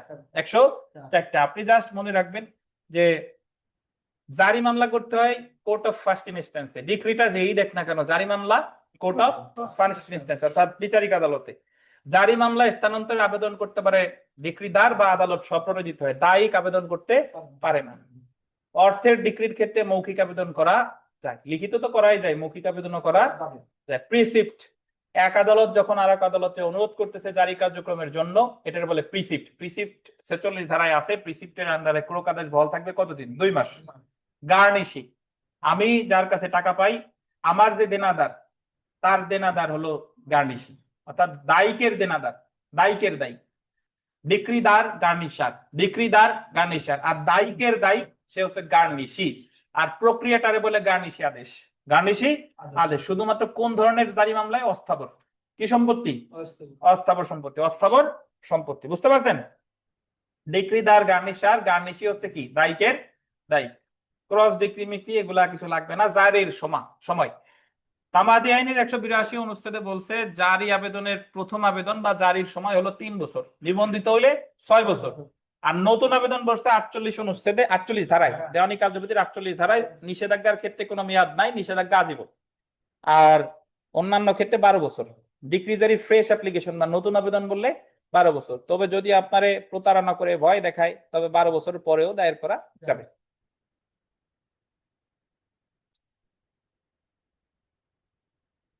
আর হাইকোর্ট তার আদি এখতিয়ার প্রয়োগে যদি কোনো ডিক্রি দেয়, তামাদি আইনের 183 অনুচ্ছেদ অনুসারে জারি মামলা করতে হবে 12 বছরের মধ্যে। এটা বলছে তামাদি আইনের 183। সো একটা হলো জারি আবেদন বা প্রথম দরখাস্ত, একটা হলো নতুন অ্যাপ্লিকেশন। নতুন অ্যাপ্লিকেশনের ক্ষেত্রে নিবন্ধনের কোনো ব্যাপার স্যাপার নাই, অলওয়েজ 12 বছর। আর প্রথম আবেদন বা জারি মামলার ক্ষেত্রে ডিক্রি নিবন্ধিত হইলে 6 বছর, নিবন্ধিত না হইলে 3 বছর। এবং যদি ডিক্রিটা সংশোধিত হয়, তখন থেকে এই সময়টা কাউন্ট হবে। বুঝতে পারছেন? জারির পদ্ধতি আছে 5টা। সম্পত্তি অর্পণের মাধ্যমে, ক্রয় বিক্রয়ের মাধ্যমে, গ্রেফতারের মাধ্যমে, রিসিভার নিয়োগের মাধ্যমে বা অন্য কোনো পন্থায়। ঠিক আছে? আর বাটোয়ারের মামলার ডিক্রি আছে 54 ধারায় আর 20 আদেশের 18 বিধিতে। সূর্যাস্তের জারি মামলায় যে কাউরে গ্রেফতার করা যায়, বাট সূর্যাস্তের পর এবং সূর্যোদয়ের পূর্বে কাউরে গ্রেফতার করা যায় না। আর মহিলারে আগে আছে যে অর্থের মামলায় মহিলারে গ্রেফতার করা যেত না, এখন সেটা বলছে বৃদ্ধ, অসুস্থ, গর্ভবতী বা স্তন্যদানকারী মহিলা হতে হবে। আর দাম্পত্য সম্পর্ক পুনরুদ্ধারের মামলায় হাজবেন্ড বলেন, ওয়াইফ বলেন, কাউরেই গ্রেফতার করা যায় না, বরং তাদের সম্পত্তি কি করা যায়? ক্রোক করা যায়। আচ্ছা, বর্তমানে আর খোরাকি ভাতা নাই। আর আপনারা দেওয়ানি আদালতে গ্রেফতার করছে, যদি বলে দেওয়ানি আদালতে জামিন আছে, নাই, ওটার বলে আটক ও মুক্তি 58 ধারায়। যে কারণে গ্রেফতার করছে সেটা দিয়ে দিলে মুক্তি 58, অসুস্থতার কারণে মুক্তি 59। ঠিক আছে? আর আটক রাখতে পারবে 50 টাকার জন্য 6 সপ্তাহ, 50 টাকার বেশি হলে 6 মাস। এটাই মোটামুটি সবকিছুই ক্রোক করতে পারে, বাট অদ্ভুত কিছু জিনিস আছে, হিসাবের খাতা, জামা কাপড়, চাষির বাসগৃহ, এইগুলা পারে না, বাসন টাসন এগুলা পারে না। আর যেগুলা কৃষিজাত পণ্য কৃষকের দখলে থাকে এগুলা ক্রোক করে আদেশ দিতে পারে না। আর যদি আপনাকে বলে চুক্তি প্রবল নিষেধাজ্ঞা বা দাম্পত্য সম্পর্ক পুনরুদ্ধার, এই জারি মামলায় কি করতে পারে? ক্রোকও করতে পারে, গ্রেফতারও করতে পারে। বাট দাম্পত্য সম্পর্ক পুনরুদ্ধারের মামলায় শুধু ক্রোক বিক্রয় করতে পারে, গ্রেফতার করতে পারে না। হাজব্যান্ডেও পারে না, ওয়াইফরেও পারে না। আচ্ছা, ডিক্রি জারিতে স্থাবর সম্পত্তি ক্রয় সাথে সাথে দিতে হবে 25%, আর 15তম দিনে আদালত বন্ধ হওয়ার আগে দিতে বাকি টাকা, নাকি ভাই? আর বিক্রয় যদি একবার হয়ে যায়, রদের মামলা করতে হবে 5% টাকা প্লাস ডিক্রিদার যা পাইছে সেটার বাদে অবশিষ্টটা দিয়ে আবেদন করতে হবে 89 বিধিতে। আর প্রতারণা বা অনিয়ম দেখে আবেদন করতে হবে 90 বিধিতে। 89, 90-তে যে আবেদনই করেন না কেন, যদি মঞ্জুর না মঞ্জুর যাই হোক না কেন, আদেশ দিবে 92-তে। 92 একটা আপিলযোগ্য আদেশ, ঠিক আছে?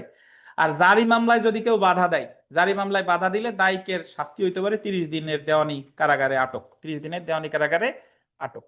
তো এই ছিল, আমরা পক্ষগণের বিবাহ, মৃত্যু এগুলার কারণে কোনো মামলা অ্যাবেইট হবে না, তবে মারা গেলে 90 দিনের মধ্যে পক্ষভুক্ত হইতে হবে। পক্ষভুক্তির এই প্রক্রিয়ারে বলে কায়ে মোকাম। 90 দিনের মধ্যে পক্ষভুক্ত না হইলে মামলা অ্যাবেইট হয়ে যাবে বা আপিল অ্যাবেইট হয়ে যাবে। তখন আবেদন করতে হবে অ্যাবেইট আবেদন, অ্যাবেইটের বাতিল আদেশ, বাতিলের আবেদন, অ্যাবেইট আবেদন সেট অ্যাসাইড, বাতিল আবেদন বাতিল 60 দিনের মধ্যে। 22 আদেশের 9-তে, 9-এর আবেদন নামঞ্জুর হলে আপিল, মঞ্জুর হলে রিভিশন। আর 9 ক মঞ্জুর হোক বা নামঞ্জুর হোক রিভিশন। 9 কতে খরচ দিতে হবে কত? 3000। আর বিবাহের, মহিলা পক্ষের বিবাহের কারণে মামলা অ্যাবেইট হয় না।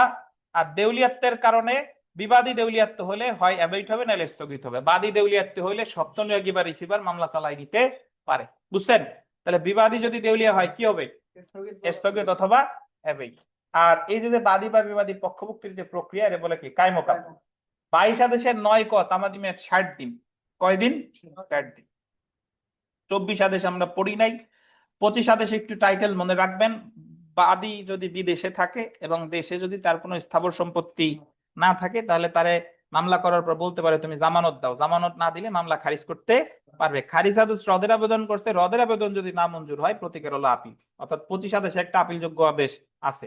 জাস্ট মনে রাখেন কোন ধরনের সম্পত্তি না থাকলে মামলা খারিজ করতে পারে বাদী, স্থাবর সম্পত্তি। এবং বাদী থাকে কোথায়? বিদেশে। মামলা প্রত্যাহার আছে 23 আদেশে। 23 আদেশের 1, প্রত্যাহার করলে আপনি আর মামলা করতে পারবেন না, তবে যদি অনুমতি নিয়ে প্রত্যাহার করেন মামলা করতে পারবেন। 16 ডিগ্রি আছে 23-এর 3। 23-এর 3 কনসেন্ট ডিগ্রি, কম্প্রোমাইজ ডিগ্রি। 16 ডিগ্রির বিরুদ্ধে রিভিশন করা যায়, অন্য কিছু করা যায় না। 16 ডিগ্রি উভয় পক্ষ রাজি, আদালত রাজি। 16 ডিগ্রি দিলে আপিলও করা যায় না, রিভিউ করা যায় না, রিভিশন করা যায়। উভয় পক্ষ রাজি, আদালত রাজি না। আদালত কোনো আদেশ দিছে অথবা অস্বীকার করে বা এমনি কোনো আদেশ দিছে, এর বিরুদ্ধে আপিল করা যায়। তার মানে 23 আদেশের 3 বিধি আপিলযোগ্য আদেশ। আর 16 ডিগ্রির বিরুদ্ধে যে আপিল করা যায় না, এটা আছে 96-3। 96-3। বিশেষ ক্ষেত্রে মামলা, সরকার কর্তৃক মামলা বা সরকারের বিরুদ্ধে মামলা 27 আদেশ। শাসনতান্ত্রিক আইন বা সংবিধান রিলেটেড মামলা 27 ক। 27 ক। আমরা একটু চলে আসি যে বাংলাদেশ মানে সরকার যদি মামলা করে বা সরকারের বিরুদ্ধে যদি মামলা করে, নাম হবে বাংলাদেশ 79 ধারা। 79 ধারা 80 তো আমরা মোটামুটি জানি। আর গণ উপদ্রব আছে 91। অ্যাটর্নি জেনারেল মামলা করবে বা অ্যাটর্নি জেনারেল অনুমতি ক্রমে 2 বা ততোধিক ব্যক্তি। আর জন দাতব্য, পাবলিক চ্যারিটিস, এটা আছে 92। অ্যাটর্নি জেনারেল মামলা করবে বা তার অনুমতি নিয়ে 2 বা ততোধিক ব্যক্তি, তার ব্যক্তিগত স্বার্থ থাক বা না থাক। আমরা চলে আসি নাবালক উন্মাদ। নাবালক উন্মাদ এ মামলা করবে নেক্সট ফ্রেন্ড এর মাধ্যমে। আর বিবাদীর যদি নাবালক উন্মাদ হয়, তার হবে গার্ডিয়ান অ্যাড লিটেম। এটা নিয়োগ করবে কে? আদালত। আর নাবালক ব্যক্তি যদি নেক্সট ফ্রেন্ড বা পরবর্তী বন্ধু, আসন্ন বন্ধু ছাড়া মামলা করে, তার মামলা খরচ সহ নথি থেকে অপসারণের জন্য আবেদন করতে পারে। নাবালক এর অভিভাবক সব কিছু পারলেও এটা আপস মীমাংসা করতে পারে না। আর এই তো এগুলাই। আর মনে রাখেন যে যদি নাবালকের বাদীর আসন্ন বন্ধু মারা যায়, অবসর গ্রহণ করে, তাহলে মামলা কার্যক্রম কি থাকবে? স্থগিত হবে। নিঃস্ব ব্যক্তি কর্তৃক মামলা, এটা 33 আদেশ। নিঃস্ব ব্যক্তির মামলা 33, আপিল 44। নিঃস্ব ব্যক্তি মামলার বিষয়বস্তু ছাড়া, পরিধেয় বস্ত্র ছাড়া, যার 5000 টাকার বেশি সম্পত্তি নাই। এবং নিঃস্ব ব্যক্তির যদি সে মামলা করার 2 মাস পূর্বে যদি হস্তান্তর করে, কয় মাস পূর্বে? 2 মাস পূর্বে, তারে নিঃস্ব ব্যক্তি হিসেবে ঘোষণা দিবে না। আর তারে 7 দিনের নোটিশ দিয়ে নিঃস্ব ব্যক্তি যে সে নয় এই মর্মে ঘোষণা দিতে পারে। কয়দিন? 7 দিন। স্বার্থবিহীন মামলা ইন্টারপ্লিটার স্যুট, যে মামলায় বাদীর খরচ ব্যতীত আর কোনো শর্ত থাকে না, 88 ধারা। আর 35 আদেশ। স্বার্থবিহীন মামলায় আমার মনে রাখতে হবে ভাই, এদের জায়গা বাদী একজন হইতে পারে, বাট বিবাদী একাধিক অবশ্যই হতে হবে। মালিক তার প্রজা তার মালিকের বিরুদ্ধে বা এজেন্ট তার প্রিন্সিপালের বিরুদ্ধে স্বার্থবিহীন মামলা করতে পারে না। 36 আদেশ আমরা পড়ি নাই। যদি বলে যে স্থাবর সম্পত্তি বন্ধক সংক্রান্ত মামলা, আদেশ 34। স্থাবর সম্পত্তির বন্ধক সংক্রান্ত মামলা আদেশ 34। আর আপনার হস্তান্তর নেগোশিয়েবল ইনস্ট্রুমেন্ট এর যে এই ক্ষেত্রে সামারি ট্রায়াল হতে পারে, আদেশ 37। আদেশ 37। আমরা চলে এসে অন্তর্বর্তীকালীন অর্ডার বা আপনার অ্যাড ইন্টারিম অর্ডার্স, মামলা চলাকালীন সময় যে আদেশগুলো দেওয়া হয় এটা বলে অ্যাড ইন্টারিম অর্ডার্স। যেরকম 26 আদেশে আছে কমিশন নিয়োগ। 75 ধারায় কমিশন নিয়োগ করে 4টা ক্ষেত্রে। কয়টা ক্ষেত্রে? 4টা। ওই জবানবন্দি গ্রহণের জন্য 26 আদেশের 1 আর 4-এ, স্থানীয় তদন্তের জন্য 26 আদেশের 9 ভিভিআই, এটা পক্ষগণের আবেদনের ভিত্তিতে হইতে পারে বা আদালত স্বপ্রণোদিত হইতে পারে। ওই যে সম্পত্তি আপনার বিরোধী বিষয় ব্যাখ্যার জন্য, মধ্যবর্তী মুনাফা নির্ণয়ের জন্য, এই ক্ষেত্রে স্থানীয় তদন্তের জন্য কমিশন নিয়োগ করতে পারে।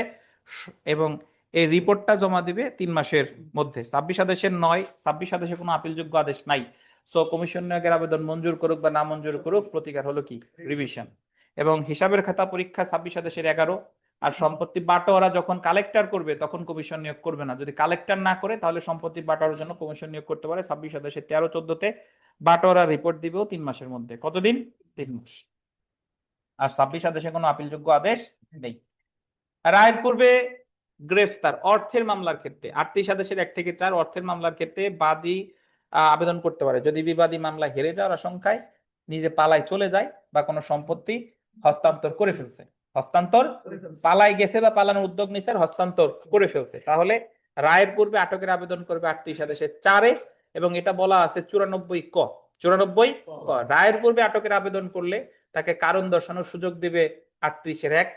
কারণ দর্শাইতে ব্যর্থ হলে জামানত দিতে বলবে 38-এর 2, নতুন জামানত দিতে বলতে পারে 38-এর 3, আর রায়ের পূর্বে আটক করবে 38 আদেশের 4। এর মধ্যে 2, 3 হলো আপিলযোগ্য আদেশ।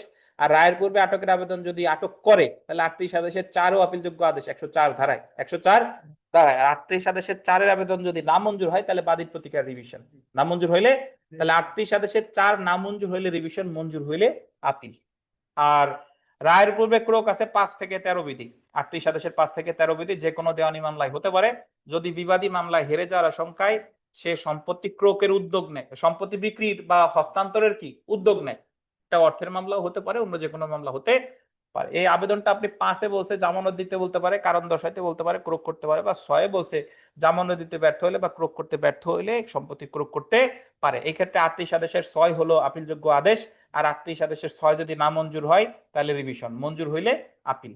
আর ক্ষুদ্র এখতিয়ার সম্পন্ন আদালত এই স্থাবর সম্পত্তি ক্রোকের আদেশ দিতে পারে না, অস্থাবর সম্পত্তি ক্রোকের আদেশ দিতে পারে। এটা হলো 6 আদেশের 13-তে আছে। আর ক্রোকের কোনো নির্দিষ্ট মেয়াদ নাই, আটকের মেয়াদ আছে 50 টাকা পর্যন্ত হইলে 6 সপ্তাহ, 50 টাকার বেশি হলে 6।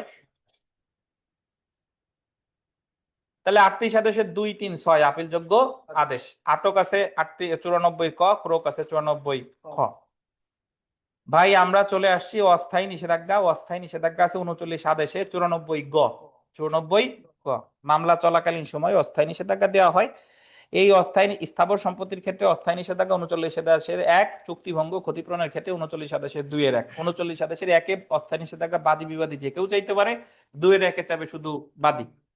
অস্থায়ী নিষেধাজ্ঞার আদেশ যদি কেউ অমান্য করে সে মিস ভায়োলেশন কেস করতে পারে 39 আদেশের 2 এর 3। এই ক্ষেত্রে তার দেওয়ানি কারাগার আটক রাখতে পারে 6 মাস, তার সম্পত্তি ক্রোক করতে পারে সর্বোচ্চ 1 বছর। এরপরেও যদি অমান্য বহাল রাখে তাহলে তার সম্পত্তি বিক্রয় করতে পারে। এগুলো আছে 39 আদেশের 2 এর 4। আর যার বিরুদ্ধে অস্থায়ী নিষেধাজ্ঞার আদেশ দেওয়া হলো তার প্রতিকার হলো 39 আদেশের 4-এ অস্থায়ী নিষেধাজ্ঞা বাতিল বা পরিবর্তনের আবেদন করা। 39 আদেশের কত? 4। আর 39 আদেশের 1, 2, 4, 10 এই 4টা বিধি মঞ্জুর হোক বা না মঞ্জুর হোক আপিলযোগ্য আদেশ। এবং সরকারের উন্নয়নমূলক কাজের বিরুদ্ধে বা সার্বভৌম কর্তৃপক্ষের উন্নয়নমূলক কোনো ক্ষেত্রে কোনো কাজের বিরুদ্ধে তাদের না শুনে কোনো অন্তর্বর্তীকালীন নিষেধাজ্ঞা বা অস্থায়ী নিষেধাজ্ঞা দিবে না। 39 আদেশের 5 ক। আর অস্থায়ী নিষেধাজ্ঞার নোটিশ 7 দিন, বিনা জারিতে ফেরত আসলেও 7 দিন, শুনানি শেষ করতে হবে 7 দিন। 39 আদেশে যা আছে সব কি 7 দিন, বুঝছেন? আর যদি আপনার অস্থায়ী নিষেধাজ্ঞার আদেশ আপনি পেয়েছেন কিন্তু আপনি সময়ের আবেদন করেছেন বা মামলা মামলা খারিজ হয়ে গেছে, তো এই আদেশগুলো আপনার পক্ষে আর নাই, পক্ষে আর নাই। আর 39 আদেশে আর একটা কথা আছে, সেটা হলো লোকাল ইন্সপেকশন 39 আদেশের 7, 39 আদেশের 7। 40 আদেশে আছে রিসিভার নিয়োগ। রিসিভার মামলা চলাকালীন সময় সুনির্দিষ্ট প্রতিকায়নে নিয়োগ করতে পারে 44 ধারায়। আর দেওয়ানি কার্যবিধির 40 আদেশে বলছে এক আদেশে রিসিভার নিয়োগ, দুই আদেশে দুই বিধি, এক আদেশে এক বিধিতে হলো রিসিভার নিয়োগ, দুই বিধিতে পারিশ্রমিক, তিন বিধিতে দায়িত্ব কর্তব্য, চার বিধিতে অপসারণ, পাঁচ বিধিতে রাজস্ব প্রদানকারী ভূমির ক্ষেত্রে কালেক্টর রিসিভার হিসেবে দায়িত্ব পালন করতে পারে। এর মধ্যে এক আর চার, নিয়োগ এবং অপসারণ, দুইটা হলো আপিলযোগ্য আদেশ। আমরা চলে এসে আপিল। আপিলের ক্ষেত্রে আদি ডিক্রির বিরুদ্ধে আপিল 41,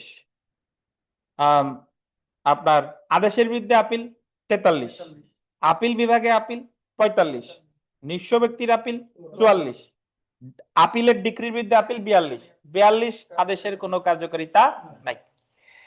তো আপিলের ক্ষেত্রে যেটা খেয়াল করতে হবে যে আপিলের কোনো সংজ্ঞা দেয় নাই, আপিল যে কেউ করতে পারে, স্বার্থ থাক বা মানে পক্ষ হোক বা না হোক, স্বার্থ থাকলেই হবে, ঠিক আছে। আর আপিলের মেমোতে স্বাক্ষর করবে আপিলকারী অথবা তার আইনজীবী।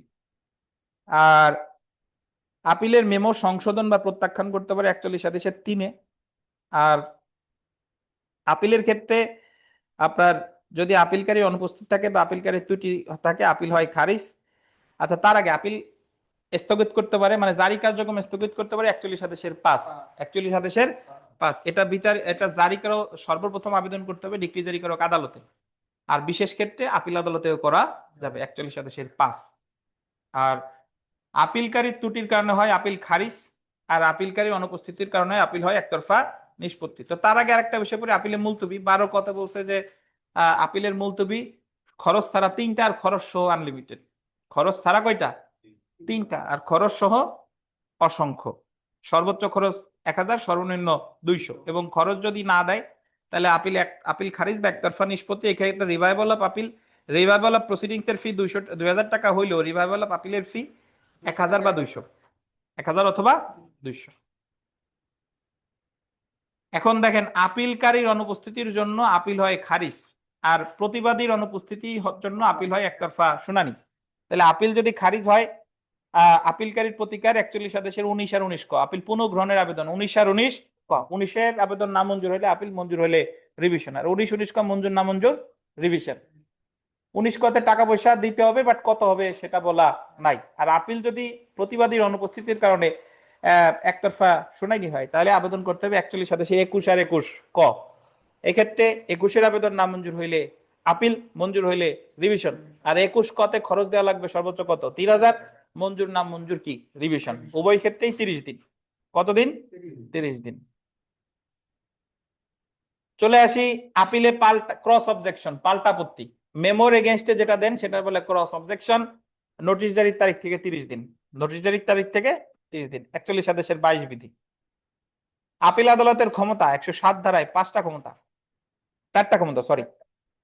কোন মামলা চূড়ান্তভাবে নিষ্পত্তি করতে পারে, রিমান্ডে পাঠাইতে পারে, অতিরিক্ত বিচার্য বিষয় গঠন করতে পারে, আর অতিরিক্ত সাক্ষ্য গ্রহণ করতে পারে। এর মধ্যে 41 আদেশের 23 রিমান্ডে যদি পাঠায়, এটা হলো আপিলযোগ্য আদেশ, এটা আপিলযোগ্য আদেশ। আর আপিল আদালত যদি কোনো আদেশ দেয়, সেটার বিরুদ্ধে আবার আপিল করা যায় না, এটা বলছে 104 ধারায়।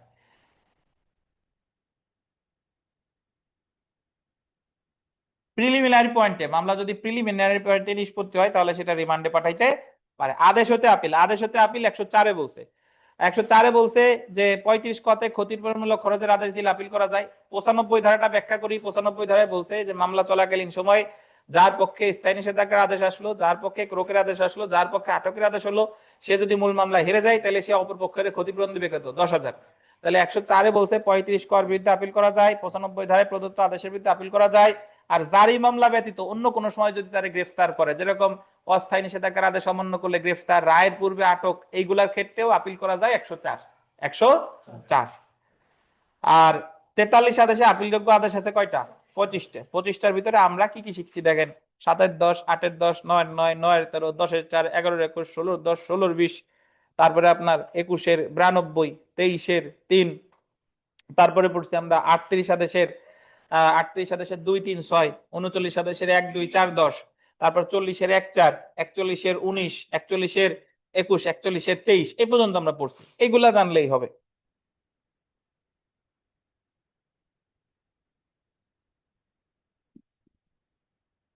তাহলে আপিলযোগ্য আদেশ কয়টা? 25টা। নিঃস্ব ব্যক্তির আপিল কতদিন ভাই? মানে কত আদেশ? 44, এবং আবেদন করতে হবে 30 দিনের মধ্যে। কতদিন? 30 দিনের মধ্যে। আপিল বিভাগে আপিল এটা আছে 46 আদেশে, এবং 109 থেকে 112, 109 সরি 45 আদেশে, 45 আদেশে 109 থেকে 112। এক্ষেত্রে আপিল বিভাগে আপিলের ক্ষেত্রে প্রথমে আপনাকে নিম্ন আদালতে আবেদন করতে হবে যে আমার সার্টিফিকেট দাও। সার্টিফিকেট যদি দেয় তাহলে জামানত দিতে হবে 6 সপ্তাহের মধ্যে। আর আপিল বিভাগে আপিল করতে হলে মামলার মূল্যমান হইতে হবে সর্বনিম্ন কত? 20,000, সর্বনিম্ন 20,000।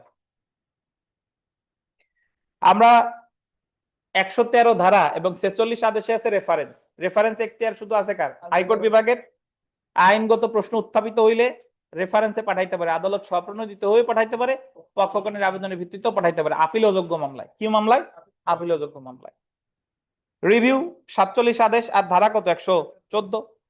রিভিউ অ্যাকচুয়ালি যে আদালতে আপনি ওই আবেদন, যে আদালতে আদেশ দিছে সেই আদালতে রিভিউ করতে হয়। নতুন কোনো বিষয় উদ্ভাবন হলে, কোনো ভুল হলে রিভিউ করা যায়। আর যেখানে আপিলের বিধান নাই সেখানে রিভিউ করা যায়। আপিলের বিধান ছিল, আপিল করে নাই, রিভিউ করা যায়। ক্ষুদ্র এখতিয়ার সম্পন্ন রেফারেন্সে প্রদত্ত আদালতের আদেশের বিরুদ্ধে রিভিউ করা যায়। মানে ক্ষুদ্র এখতিয়ার সম্পন্ন আদালত রেফারেন্সে প্রদত্ত সিদ্ধান্তের বিরুদ্ধে রিভিউ করা যায়। রিভিউ আবেদন মনে রাখবেন, রিভিউ আবেদন যদি মঞ্জুর হয় তাহলে আপিল, না মঞ্জুর হইলে রিভিশন। আর রিভিউ এর তামাদি মেয়াদ মোটামুটি 3টা জায়গায় আছে, কালকেই তামাদি আইন পড়ছি। ক্ষুদ্র এখতিয়ার সম্পন্ন আদালতের 161তে রিভিউ করতে হয় 15 দিন অনুচ্ছেদ। হাইকোর্ট বিভাগ আদি এখতিয়ার প্রয়োগে সিদ্ধান্ত দিলে রিভিউ করতে হয় 162তে 20 দিন। অন্যান্য সকল ক্ষেত্রে রিভিউ হচ্ছে কতদিন? 90 দিন 173। 90 দিন 173। আচ্ছা, আর আমরা চলে আসি রিভিশন। ভাই রিভিশনের কোনো আদেশ নাই, রিভিশন হলো 115 ধারা। 115 ধারা, এর মধ্যে হাইকোর্ট বিভাগে রিভিশন 115 রেক। যে কোনো ডিক্রির বিরুদ্ধে রিভিশন হাইকোর্ট বিভাগে। আর উপরের 3টা আদালতের 5টার ভিতরে উপরের 2টা আদেশ দিলে রিভিশন হাইকোর্ট বিভাগে 115 রেক। নিচের 3টা কোনো আপিলযোগ্য আদেশ দিলে রিভিশন জেলা জজের কাছে 115(2). জেলা জজ নির্দেশ দিলে অতিরিক্ত জেলা জজের রিভিশন এখতিয়ার আছে 115(3). যে রিভিশনটা প্রথমে অ্যাপ্লাই করছিলেন 115(2) তে কার কাছে? জেলা জজের কাছে। তিনি নির্দেশ দিলে তিনি রিভিশনে যে সিদ্ধান্ত দিয়েছে সেটার বিরুদ্ধে দ্বিতীয় রিভিশন করা যায় কোথায়? হাইকোর্ট বিভাগে 115(4). দ্বিতীয় রিভিশন বা লিভ টু সেকেন্ড রিভিশন বা অনুমতি সাপেক্ষে রিভিশন কত? 115(4). সিপিসিতে দ্বিতীয় রিভিশন আছে, দ্বিতীয় আপিল নাই। ফৌজদারিতে দ্বিতীয় আপিল আছে, দ্বিতীয় রিভিশন নাই। আর রিভিশন আদালত 2টা, জেলা জজ আর কে? হাইকোর্ট বিভাগ। রিভিশনের ক্ষেত্রে এই জায়গা সুট ভ্যালু ম্যাটার করে না, যদিও এই জায়গা বলছে সুট ভ্যালুর কথা, সুট ভ্যালু কি ম্যাটার করে না। বিবিধ বিষয়, মহিলার ব্যক্তিগত হাজিরা থেকে অব্যাহতি 132 ধারায়।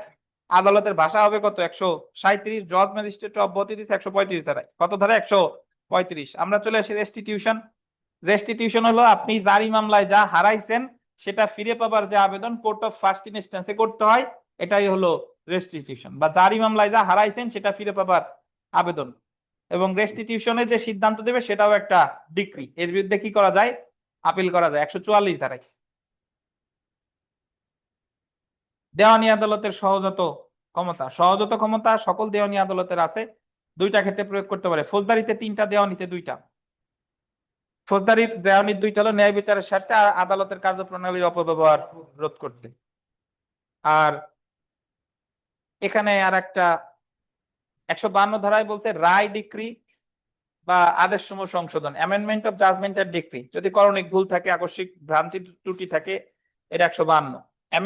অ্যামেন্ডমেন্ট অফ প্লিডিং 6 আদেশের 17। অ্যামেন্ডমেন্ট অফ মেমোরান্ডাম 41 আদেশের 3। Amendment of judgment or decree 152। কত বলেন? 152। আর দেওয়ানি মামলায় যদি কার্যধারা থাকে, মামলায় কোনো ভুল হয়ে গেছে, মামলা কোনো স্বাক্ষর দিতে নাই, ভুল টুল হইলে কার্যধারার ত্রুটি সংশোধন করা যায় 153। কার্যধারার ত্রুটি 153, রায়ের ভুল ত্রুটি 152, প্লিডিং সংশোধন 6 আদেশের 17। তো এই হলো আমাদের দেওয়ানি কার্যবিধি। ধন্যবাদ, খুব দ্রুত শেষ করে দিছি। এতটুকুই পড়াশোনা করেন, এতটুকুই পড়াশোনা করেন, আল্লাহ ভরসা ভালো কিছু হবে। হতাশার কোনো কারণ নাই। আর সর্বশেষ এতটুকুই। আর অনলাইনে যারা আছেন রাতে লিঙ্ক দিবনি, কিছু কথা আছে। নট পড়াশোনা, পরীক্ষার আগে কি করবেন না কি করবেন না অফলাইনের লোকজনদের বলছি, আপনাদের বলা হয় নাই। এগুলো আপনাদের সাথে আলোচনা করব। আর পরীক্ষার আগ পর্যন্ত যে কোনো সময় যে কোনো কনফিউশন হলে আমারে ফোন দিয়েন, হোয়াটসঅ্যাপে কল দিয়েন, মেসেজ দিয়েন, সবকিছু দিয়েন, ইনশাল্লাহ উত্তর পাবেন আর কি। অনলাইনে যারা আছেন ভালো থাকেন, আল্লাহ হাফেজ। দুইটা ক্লাস আপলোড করে দিছি, এটা একটু পরে আপলোড করে দেবো ইনশাল্লাহ।